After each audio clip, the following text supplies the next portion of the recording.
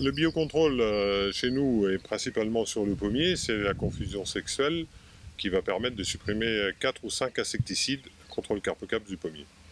En complément sur les pics de vol première génération et deuxième s'il y en a, et sur les extérieurs de verger où il y a des infestations extérieures, on applique un virus de la granulose. Sur les pêchers, on utilise et abricotiers pour empêcher les forficules de monter dans les arbres et donc d'aller manger les fruits qui sont à maturité. On met un anneau de glu. Dernière solution utilisée depuis 2012, c'est la laminarine qui nous permet d'avoir une prévention, en fait une simulation des défenses de l'arbre pour lutter contre l'oïdium, contre la tavelure et contre les maladies de conservation sur le pommier. Au niveau des pommiers par exemple, la tordeuse orientale qui moi ça fait 35 ans que je suis arboriculteur, elle ne posait de problème qu'en pêche. Maintenant, depuis quelques années, la tordeuse orientale va également attaquer les pommiers, les pommes. Donc c'est développé maintenant une confusion à la fois contre le carpocaps et contre la tordeuse orientale sur le même petit... on a deux filaments, un filament qui contient la phéromone de l'un et la phéromone de l'autre. Donc on va mettre en place les piégeages en fonction de la présence du parasite dans le verger.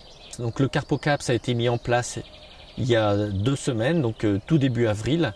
On va attendre de pouvoir capturer les premiers papillons avant de mettre en place notre confusion sexuelle.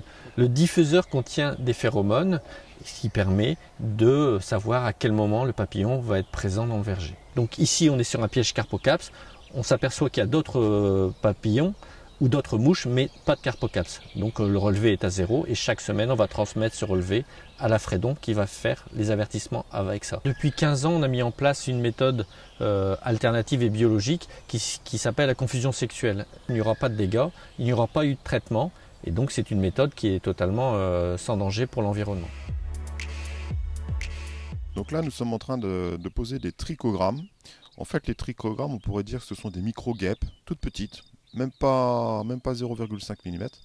Et ce qui est très intéressant, c'est qu'elle parasite les œufs de la pyrale et en fait elle va les détruire. Donc en fait c'est vraiment un cycle 100% naturel et c'est vraiment utilisé maintenant à grande échelle et ça permet de ne pas utiliser d'insecticides. Notamment cette année, avec la société Goemar, nous avons travaillé l'utilisation du Vaxiplan. C'est une nouvelle substance active que nous mettons sur du blé qui permet au blé de résister mieux au stress et aux maladies. Alors en termes de protection intégrée, il y a quelque chose qui marche très bien dans la région. C'est le lâcher d'auxiliaires par rapport à un nuisible qu'on trouve maintenant très présent sur le bassin méditerranéen, qui est la cicadelle pruineuse, la Mecalpha. Et donc la micro-guêpe qui est lâchée l'hiver dans des secteurs où on trouve des Mecalpha a un pouvoir de contrôle des populations de ce nuisible et qui se régule automatiquement. C'est-à-dire on n'a aucune autre intervention que le lâcher de ce régulateur.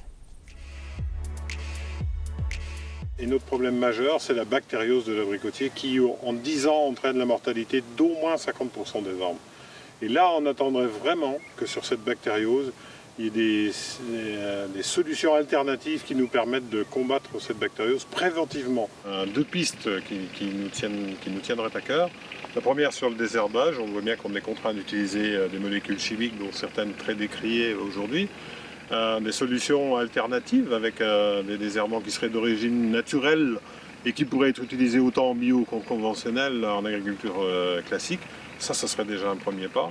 Et puis l'énorme potentialité qu'on peut espérer des simulateurs de défense naturelle pour demain permettre à la nature de combattre préventivement la tavelure par exemple sur le pommier qui peut exiger une année difficile là où on a des contaminations primaires jusqu'à 15 traitements dans la saison.